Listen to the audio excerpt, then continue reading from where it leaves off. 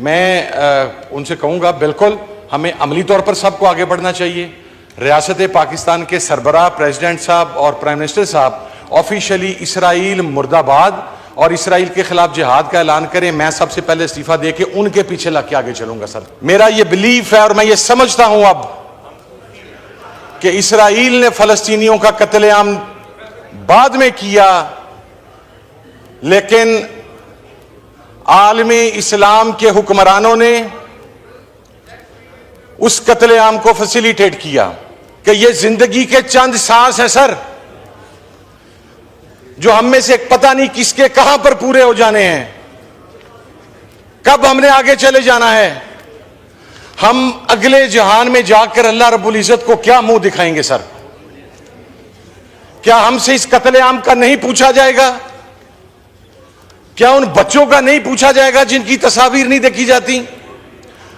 और वो अल्फाज एक बुजुर्ग के, मैं वो अल्फाज सुन के कांप गया जब उसके 4 बच्चे सर शहीद हुए जो 4 से 9 साल के दरमियान थे, और वो ये कह रहा था कि बेटा जब तुम अल्लाह की बारगाह में पेश होगे तो अल्लाह के नबी से कहना कि हमने तो किबला अव्वल के लिए अपना खून दे दिया, लेकिन आपकी उम्मत खामोश रही और आपकी उम्मत हमारे इस कत्लेआम की जिम्मेदार है। खुदा की कसम सर, हमारे पूरे आलमे इस्लाम की जितने जर्नैल हैं उनके सीनों पर लगे हुए तमगे, उनके शोल्डर्स पर लगे हुए स्टार्स, उस शहीद के कदमों की खाक उन स्टार्स और उनसे ज्यादा है सर। पीएसएल के मैच में आप फलस्तीन का झंडा ना उठा सकें, आपकी गाड़ी के ऊपर फलस्तीन का झंडा हो तो वह सिक्योरिटी जोन में ना दाखिल हो सके, वहां पर बच्चे कट गए, लाशें गिर गईं।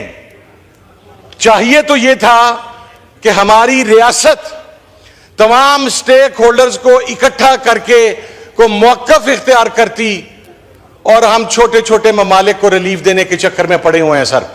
जनाब स्पीकर, सबसे पहले मैं आपका और आपके तवस्सुत से इस मोअज़्ज़ज़ ऐवान के तमाम अराकीन का दिल से शुक्रिया अदा करता हूं कि आज उन्होंने इस हसास मौका के ऊपर यूनानिमसली ये फैसला किया कि इसके ऊपर बहस की जाए।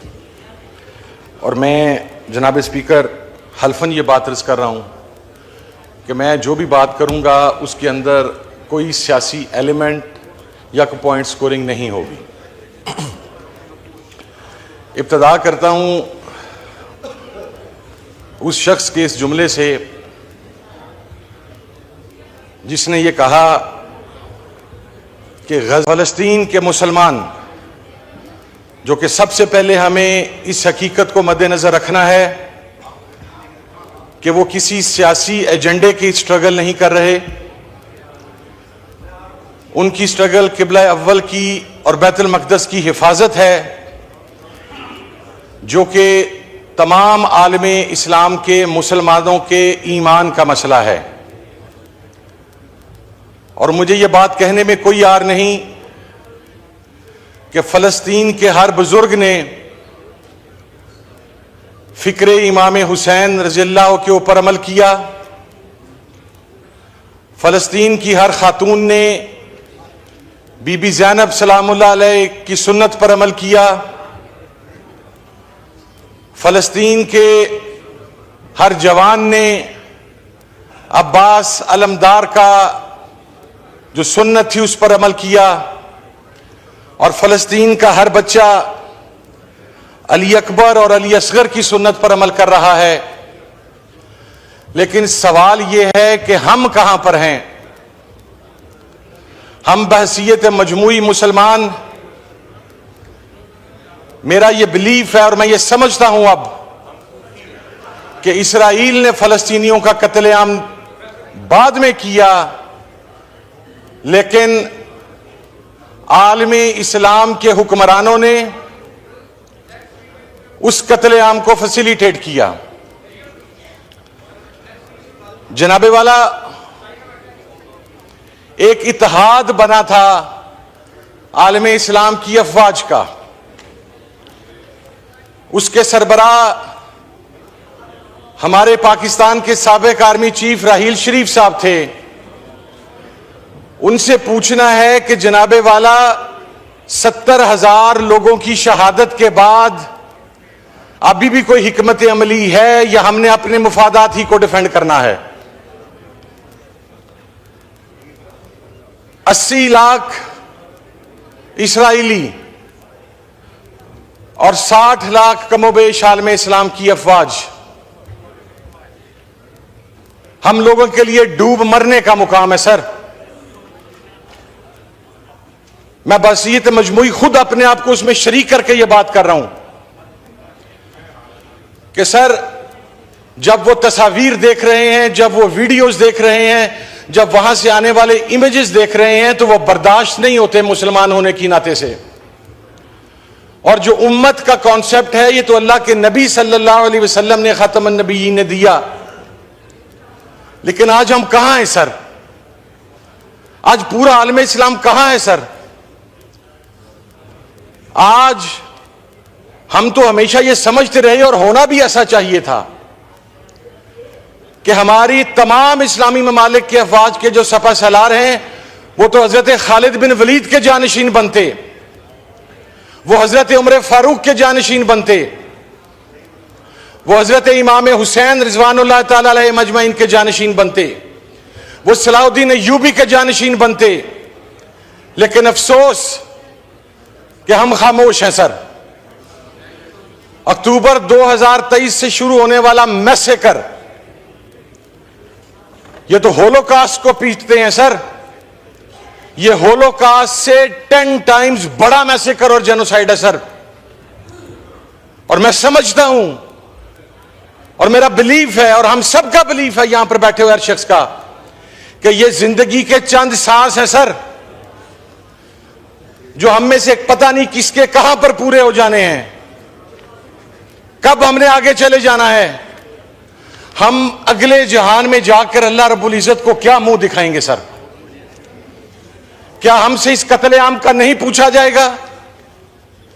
क्या उन बच्चों का नहीं पूछा जाएगा जिनकी तस्वीर नहीं देखी जाती? और वो अल्फाज एक बुजुर्ग के, मैं वो अल्फाज सुन के कांप गया जब उसके 4 बच्चे सर शहीद हुए जो 4 से 9 साल के दरमियान थे। और वो ये कह रहा था कि बेटा जब तुम अल्लाह की बारगाह में पेश होगे तो अल्लाह के नबी से कहना कि हमने तो किबला अव्वल के लिए अपना खून दे दिया, लेकिन आपकी उम्मत खामोश रही और आपकी उम्मत हमारे इस कत्लेआम की जिम्मेदार है। हम सब जिम्मेदार हैं इस कत्लेआम के सर। हम खामोश रहे हैं। मैं ये समझता हूं कि फलस्तीन के अंदर शहीद होने वाला एक एक बच्चा, एक एक शहीद,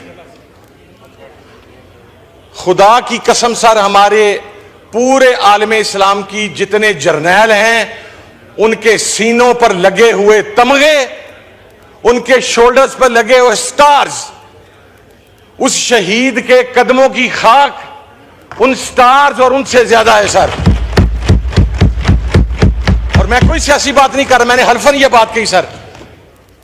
ये मेरा नहीं, हम पूरे कौम का गम है। और हम क्या कर रहे हैं सर? सर इस रेड जोन की तकदीस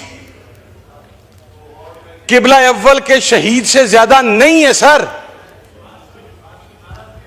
अगर कुछ पाकिस्तानी यहां पर प्रोटेस्ट करके पीसफुल आवाज उठाना चाहते हैं, उनके ऊपर लाठीचार्ज हमारी समझ से बाला है सर, हमारी समझ से बाला है सर।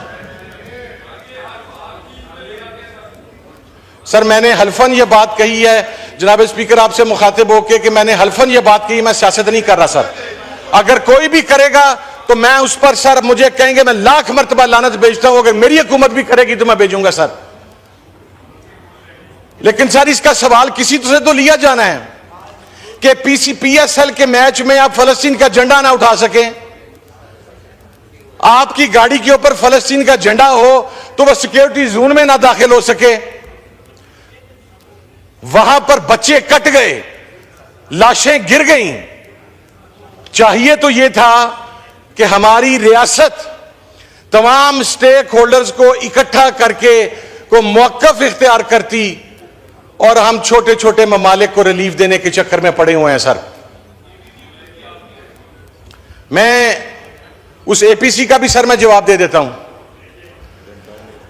एपीसी के अंदर जब आप तमाम लोगों को अक्रॉस द बोर्ड बुलाएंगे तो फलस्तीन के ऊपर हर एक आएगा सर, लेकिन अगर जाती नापसंद और पसंद की बुनियाद पर बुलाएंगे कि को वहां पर क्रिटिसाइज करता है, मुझे सर एक हमारी रियासत का ऑफिशियल मौकफ ये जो ताजा मैसेकर हुआ है उसके ऊपर क्या है सर? अभी तक खामोश है सर।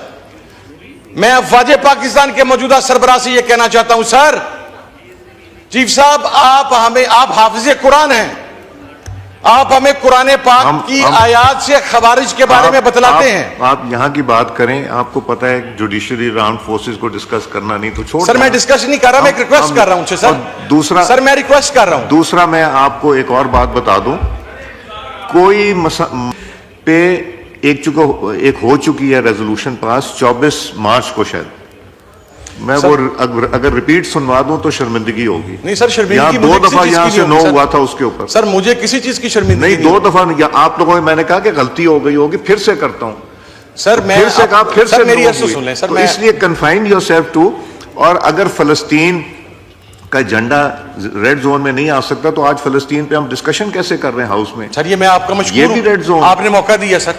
मैं रेड जोन की तस्वीर आपको दिखाता हूं सर परसों की। हम कॉन्सेंट्रेट करें, जो मकसद है हमारा, जो हम रेजोल्यूशन लाना चाहते हैं उनकी बात कीजिए सर। मैं डी चौक की आपको परसों की तस्वीर अगर आप हुक्म करें, मैं आपको क्या कह रहे हैं कि डी चौक में फलस्तीन का झंडा नहीं ला सकते? नहीं ला सकते सर। यहाँ तो फलस्तीन की डिस्कशन हो रही है तो डी चौक का दिल